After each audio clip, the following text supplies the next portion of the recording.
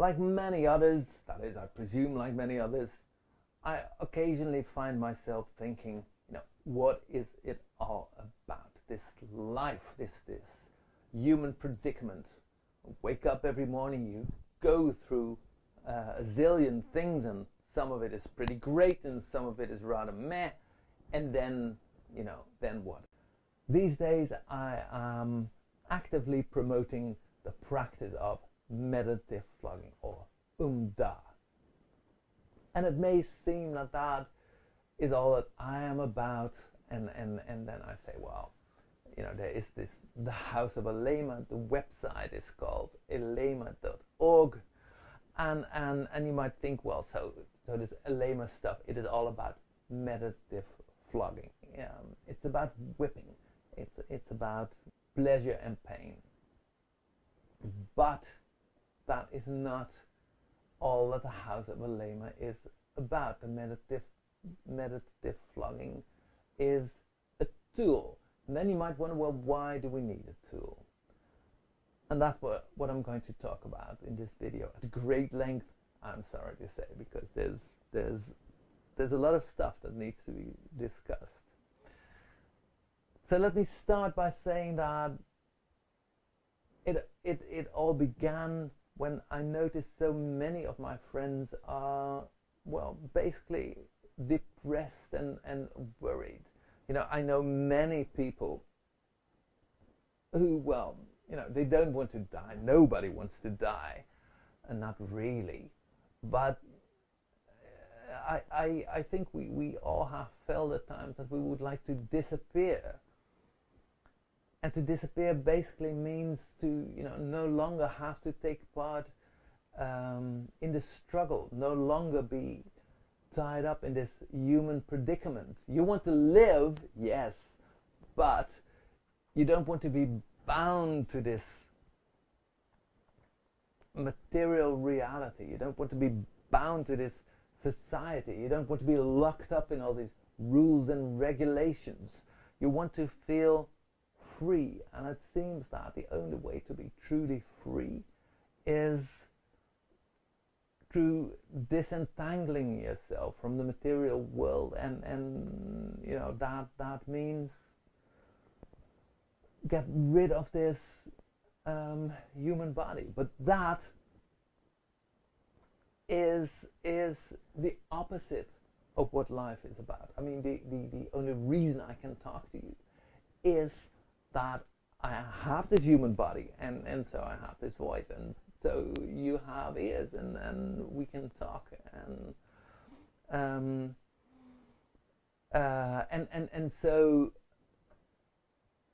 to be sure, I think of meditative flogging as a means with which to connect, to overcome the limitations of the body, precisely through using these limitations. There's the whips and floggers and canes, and as we go through that process, or as you with your partners go through that process with your partners, that is a great tool. It is a wonderful means to a wonderful way to escape the human predicament for a bit.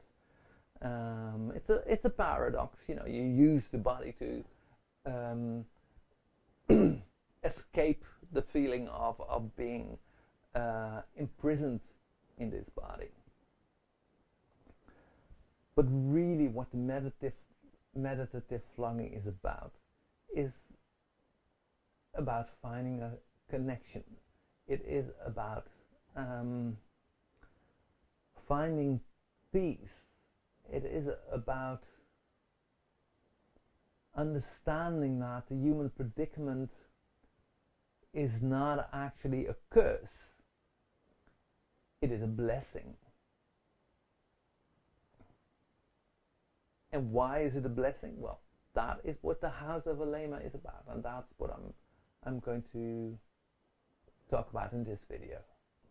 I've been reading up on Indian mystics and watching YouTube movies, YouTube videos in which people explain. And then there's this wonderful practice, it seems, in which one can really feel that we are merely a fragment of something much bigger, which in Hindu philosophy is called Krishna or Brahman, the all, briefly, and I think that is all wonderful and amazing. But why? If let's put this another way, if there is this one God, let's say it's for let's just refer to it as a Godhead. I like to think of it as the cosmic awareness, this all-pervading consciousness, out of which reality, such as we know it, but basically out of which all reality comes forth. It's a consciousness. It's the all. So there is this enormous consciousness that creates reality, and we are a part of that reality. We come out of this cosmic consciousness, and we live inside of it. The consciousness brings us forth, and here we are. Here we all are. So I can understand that if one assumes that there is this cosmic consciousness, which I personally think there is, and I like to think of it as a Godhead, and there are so many beautiful scriptures. There's the ancient books. There's all these myths. I think they all add up to this one truth, that there is a consciousness out there. The ancients refer to this as a God. I like to think of it as as the cosmic consciousness, but cosmic consciousness doesn't sound very good. So for myself, I have given it a name. This Godhead. I think of it as the great mother father of all that is, and I thought of it as the unity, this Godhead called the unity. But lately I find myself thinking, well, if it is the great mother father of all, why not give it a name that has meaning? Because if it is a cosmic consciousness, it basically is meaning. It is what meaning is. It is meaning itself. So let's give it a name. And I found myself thinking of the one of the Greek goddesses, ancient Greece, obviously, called Cybele, and she had her own cult, and she was the great mother of all, out of whom came forth all that beautiful Greek pantheon, all those amazing gods that each have their own characteristics and that seem so human, and yet they are gods. And when you read up on your Greek myth, you can't help but realize that indeed these are gods, being fickle and not very trustworthy. And and Cybele is not a great figure of myth.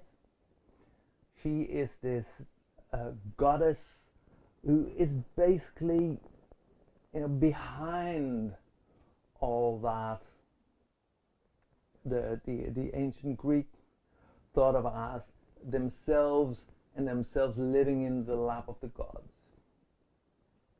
Now, in ancient Egyptian myth, but there was a god that was referred to as Atum, and Atum is the sun god. Again, in many religions of the old world, you'll find the sun is worshipped like a god. And of course, when you think about the Aztecs, for instance, the Mayas, specifically the Aztecs, there is this incredible system built around the god of the sun and the god of the moon, and it's all that fantastic nature that is, so much more than just nature. And so in ancient Egyptian myth, there's the sun god Atum, who's like the father. And so for myself, I thought, let's refer to this cosmic consciousness as the great mother father, as Kibela Atum. So it's this combination of mother and father. And I place myself in a rich tradition there in the ancient religions of, what we now refer to as the Middle East, Mesopotamia, Persia. Because all these people traveled, and religion traveled, myth traveled. The beliefs people held, their religious beliefs, they changed and they adapted, and some gods became more popular and others became less popular. It was like the top 40 of gods, really, and the charts of gods, and they combined gods too, and these gods took on different names, or some gods merged into one, and that is exactly what I propose with Kibela Atum. So Kibela Atum is the cosmic awareness. It's the all. It is the Godhead, the Godhead that stands for in which we all live. It is the consciousness out of which everything that is, and everything that will be, and everything that might be, that could possibly be, it is all contained in this Godhead called Kibela Atum, the all living in the all time. Now, the house of Eleima is called the house of Eleima, and then you might wonder, well, who is this Eleima person? I will tell you. When I think of this Godhead, Kibela Atum, the great mother, father of all, that is very vague and abstract. In a sense, it's also very concrete, because it's me and it's you together, and it's everything and everyone all combined at all times. But when going through our daily lives, we need something to lean on, and daily life can be so hard. It can be such a struggle, and I live in blessed circumstances, I think, but I am aware of the suffering in this world, and what every single one of us needs is to have something to lean on, to not just intellectually understand that there's a reason for all this. It is the Godhead learning. It is Kibela Atum doing whatever it is Kibela Atum does. But in my own life, for me as a person, I need something to hold on to. Let's rephrase that. What does it help us when you think, well, it's not all chaos and meaninglessness. It's not just all stuff that happens because it happens. It is something. This life, this planet, this consciousness, this human consciousness, this consciousness of animals and beasts. It is something that is there because behind it all there is a Godhead, Kibelatum, and then you need to assume that the Godhead has a reason. Although reason is the wrong term, because if you assume the Godhead has a reason, then you assume the Godhead has a will, then I think you don't think of you're not talking about a Godhead. You're talking about a human. Now there is an interesting twist to that, because as I've said in earlier videos and talks, the cosmos exists. This is pretty certain. We know it's out there, and the Earth is in the cosmos. We're living on this Earth. We come out of the Earth. We're basically we are the Earth that has taken on a different kind of shape, and when our body dies, we return to the Earth, and so we really are the Earth, and we people, but animals too, we have consciousness. We have these brains, we have these thoughts, we have dreams, wishes and hopes, and so if really what we are is the Earth that has taken on a different kind of form, and the Earth is in the cosmos, which we're certain that it is, then this means the cosmos has, wishes and hopes and dreams and desires, and so this cosmic consciousness that I am referring to, it is all consciousness of all beings in all time and at all times, and not just in existence or possibly in existence. It is the possibility of the possibility of existence. That is the cosmic awareness. That is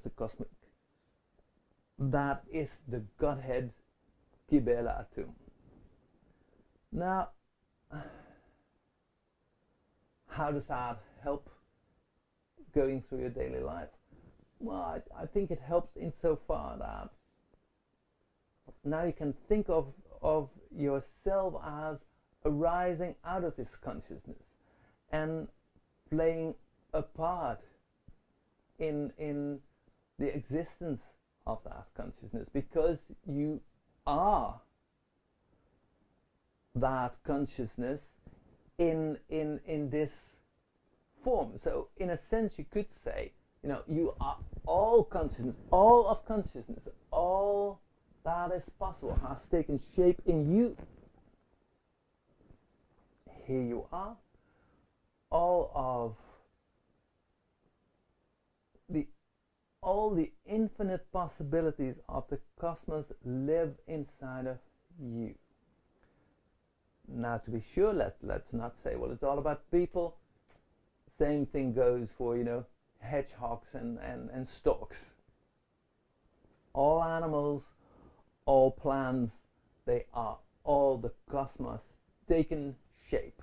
And when you think of the cosmos as a Godhead, when you think of this cosmic consciousness as Kibela Atum, then you see that the God is all around you. It is inside of you, and it is outside of you. And so, you know, when you think about, you know, it's very popular. I can't say I'm very fond of it, even though it's a beautiful greeting. You know, a lot of people who have an inkling about this, they have adopted the Nepalese greeting, Namaste. Namaste means I see the God in you. Now, when you think, and you know, you can think of this rationally and then incorporate it, and it becomes an emotional truth. When you think it is everything you see, all the living beings, and therefore also, you know, the things that are not living, at least by our definition, when you think that is all the Godhead Kibela Atum, and then you say, I see the God in you, and you think, yes, that is God. I am actually looking at the cosmic awareness. I'm staring it straight in the face. Then life changes. Because when you think, when you meet another human, or when you meet an animal, and you can truly think, you know, you can truly understand, well, this is the face of God that I'm looking at. And I'm not talking about, you know, the God the Father. I'm talking about the Godhead that is the great Mother Father of all. I'm not talking about the God of any organized religion, because nobody knows, no one person can know. Nobody can know what the cosmic consciousness really is all about, and most certainly not if it has wishes and desires. The cosmic consciousness has all wishes and all desires of all the living beings at all times, past, present, and future. And so no one can tell you what the Godhead wants, or how you should behave according to the Godhead's wishes. Now, coming back to what I said earlier, if you think the Kibela Atum, the cosmic awareness, is out there, we are inside of it. Kibela Atum is inside of here too. We're all gods. That is, we are humans that carry the divine within us. Then you can rationally understand, when you meet someone else, when you talk to someone else, you are actually talking to the Godhead, and you say, I see the God in you. Well, that means that you know this to be true. And then once you rationally understand it, if you keep it up for a while, you know, it sinks into your subconscious mind, and then you start to realize that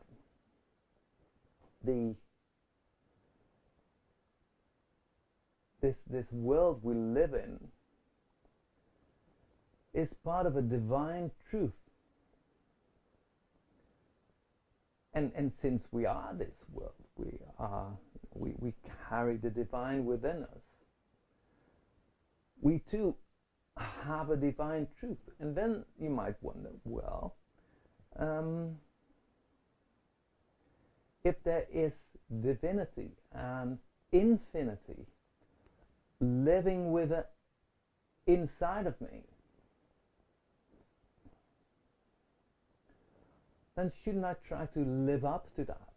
Shouldn't I try to connect to that divinity that lives inside? And shouldn't I, you know, not just respect it in the others, but shouldn't I admire it in the others? And in fact, when I think of myself as this divine being that just happened to have a human form at this moment, and I think of the others, I think of you watching this as a divine being, then you might either say, well, okay, so we're both this one divine being. And then when you hear that sentence, you must realize that we cannot both be a divine being. We are both this one divine being. And so there is no both. It's all us. It's all the one God. And when you think of that, you think, it's not you over there and me over here, and we're separate gods in our own divine realm. We are one.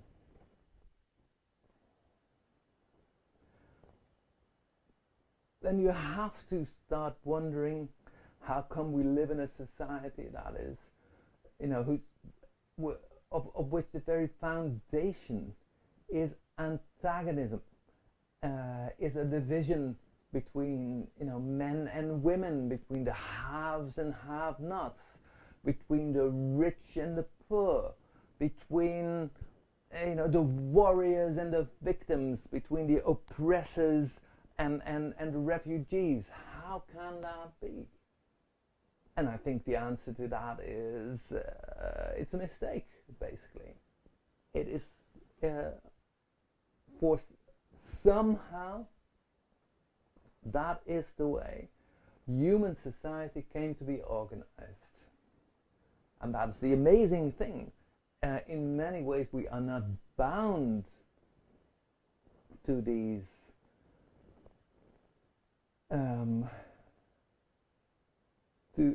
to a world that is dog eat dog. We're not bound to that. We can just say, well, let's stop this division. Let's just stop it.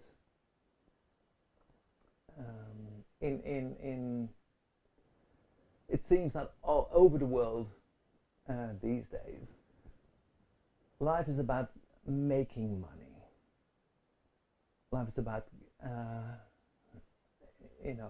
gathering wealth and as much wealth as is possible, much more wealth than is needed.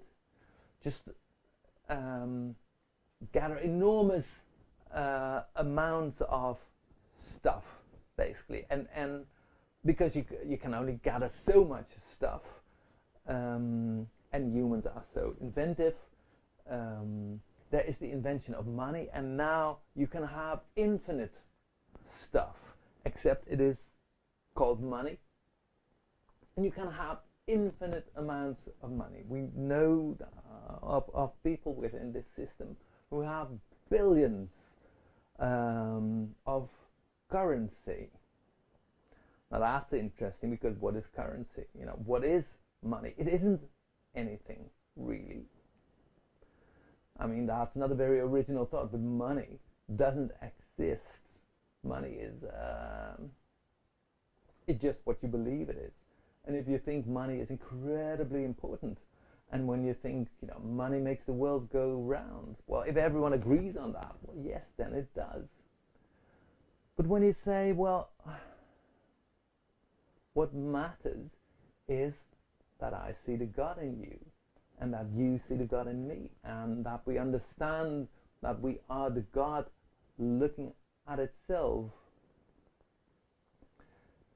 and we are not in opposition. We are the one consciousness. You could believe in the oneness of it all.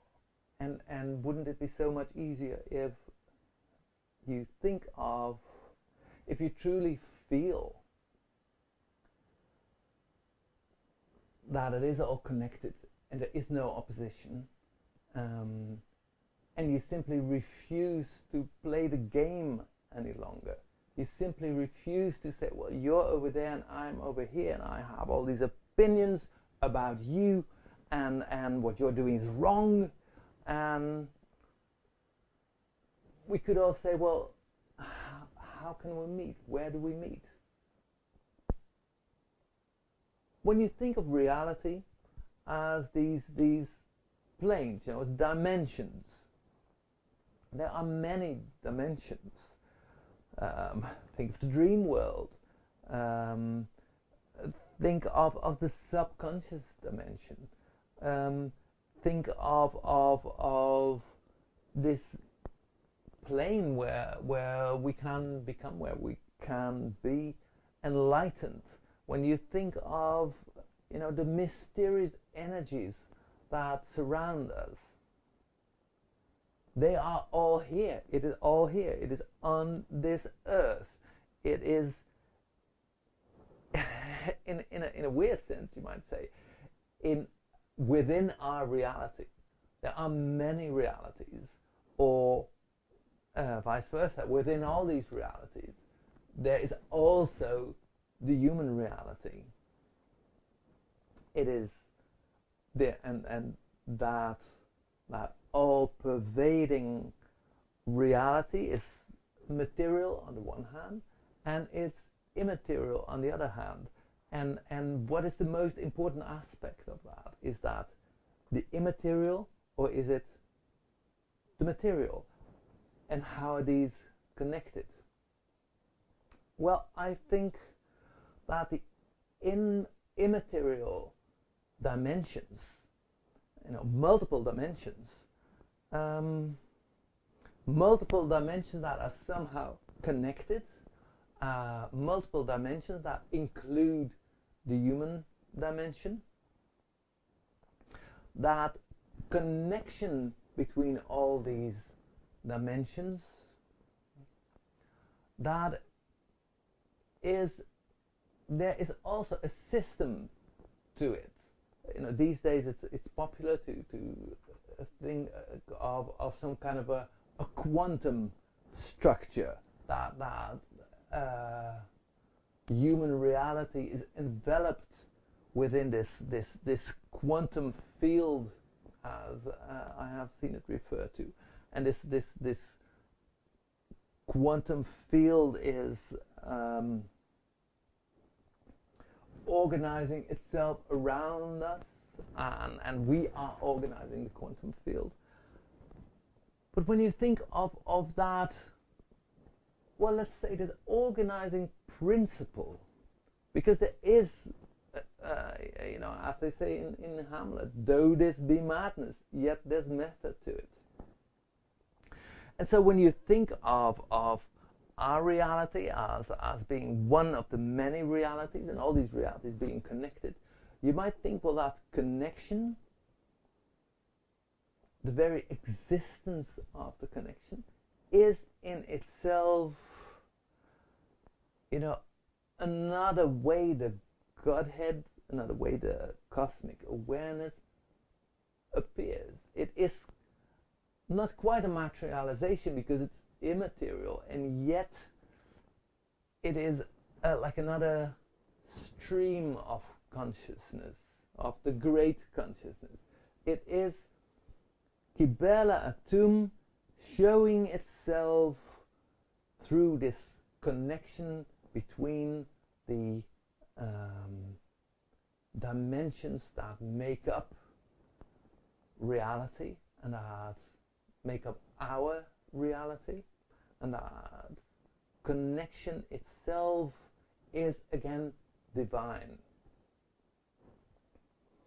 Now, I think that connection needs to have a name, and because it is in itself divine, it too is an aspect of the Godhead. And so I think of this connection between all the immaterial dimensions as a goddess, and that goddess is called Eleima. And Eleima, she is a goddess of love. I believe that the way all these dimensions, all these different realities are connected, they are connected through love. Now, I can riff for hours on the nature of love, and I'm sure there are people out there who can do this much more eloquently than I can. And so I think that, you know, this connection involves us too. You know, it involves people, but it doesn't involve the way we've taken shape. It involves something much more mysterious. It involves the possibility of connecting everything. Now, how can you connect anything, you know? I mean, truly connect anything other than through love? You can't. You can't force a connection. That is not a connection. That is merely you know, things that are not connected being forced to be together. But to actually have a connection, a true connection that can last, that is immaterial, and that can only come about through love. And so I think of this goddess of the immaterial world as Eleima, the goddess of love, the goddess of connection. And through love, through Eleima, we are connected to Kibela Atum. Of course, that is not our only reality, because as you know, you may have noticed, we are also, all of us people, living beings, we are living in a world of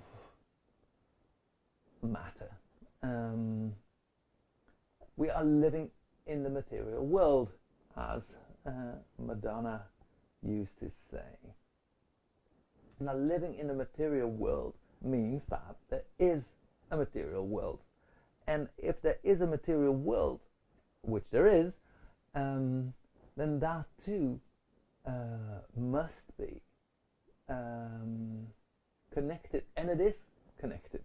We know this. I mean, you don't have to think about that for a very long time. But, you know, all the living beings were material beings. And we feed ourselves with material things, like plants, that are also living beings. And these plants grow out of the earth, and the earth is a material thing. And the earth is replenished because of rocks and trees and animals, and so it is all connected, and it is all matter. And yet it is not what it's interesting. It is, all the material world is connected. It is one realm of matter, and yet it is not all there is. It is connected to the immaterial world, to the consciousness, and there's this consciousness that connects the various dimensions, and then that is also connected to, you know, the cosmic awareness, to the goddess, to Kibela Atum, the great mother, father, ruler of all things in all time. And so there is a connection between the material and the immaterial, between the invisible world of the goddess Eleima and the visible world, the material world of, well, I think, you know, let's refer to that as a realm as well, as a divine realm, because, you know, this material world is beautiful. There is so much incredible beauty around us, and some of it has been created by people, you know, paintings, movies. I love movies. Um, Statues, some particular buildings, books. It's all stuff that people have made. They have drawn from the immaterial world and from the material world, and they have added to the material world. And so the material world is all connected. It is a divine realm as well, and so that connection within the material world, you can say, well, that is the connection itself is a God. The way all matter exists together, that is a God. Now, again, I think this God needs a name, and so I've taken from the Greek the name Kaleno. So Kaleno, which means the dark one. Kaleno is the God of the material world. And so there you have the system of the House of Eleima. We have Kaleno, the God of the material world. We have Eleima, the goddess of the invisible world. And we have Kibela Atum, the great mother, father of all. And so you could say, yeah, well, that's a system, and it's a couple of names that you have just made up. Great, so what? Well, as I said, it matters that there is this cosmic awareness, and you realize this on an intellectual plane. So you realize there is Kibela Atum, and this great mother father has brought us forth, and lives inside of us and lives outside of us, and so that you can see the divine in everything around you, and the dimensions through which we can move, they are all connected to these invisible planes of consciousness that we can access. And they are ruled by the goddess Eleima, and the goddess Eleima, the invisible world, is connected to the visible world, which is the god Kaleno. Now, when you think of all that as a divine system, if you will, then you have a tool with which to look at yourself, with which to look at your life, with which to look at the others, with which to look at the world you're actually living in. It is a tool to understand your own desires.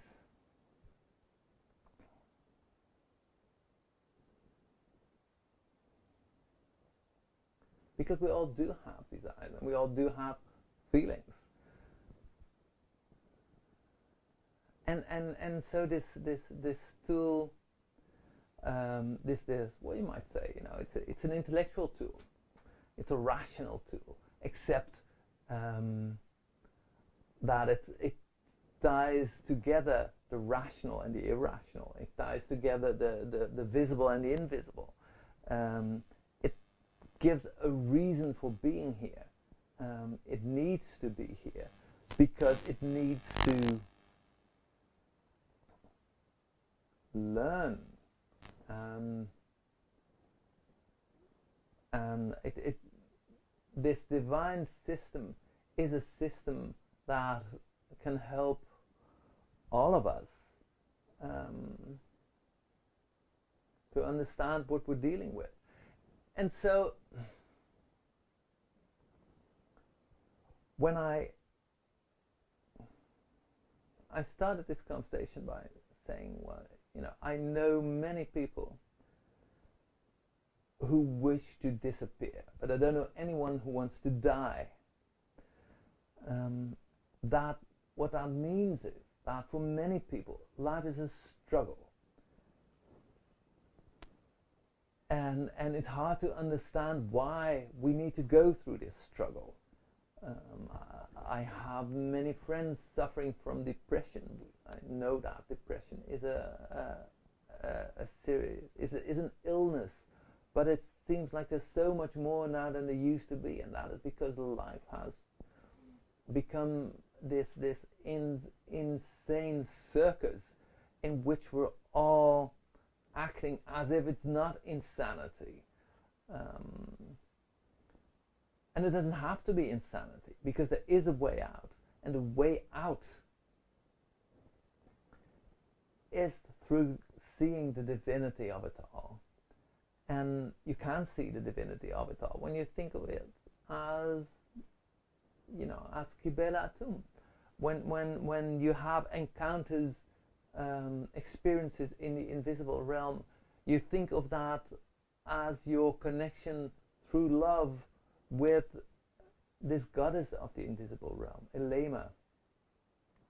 And as you move through the material world, and you see the beauty of it all, or alternatively, you see the darkness of it all. You can think of that as the realm of this god Kaleno, the god of earth and waters. And then you can say, well, I'm going to serve Eleima rather than serve Kaleno. I wish to connect to Kibela Atum, the great mother father, through love, and my connection to love comes through Eleima, the goddess of the invisible world, rather than connect to Kibela Atum through this god of the material world, through this darkness. But it all exists, and we as people, as individuals, with our individual tiny dimension, as we feel we are not connected, even though we are, but we do occasionally feel, let's face it, that we are not connected, and we wonder about the meaning of it all, and the human predicament and the struggle.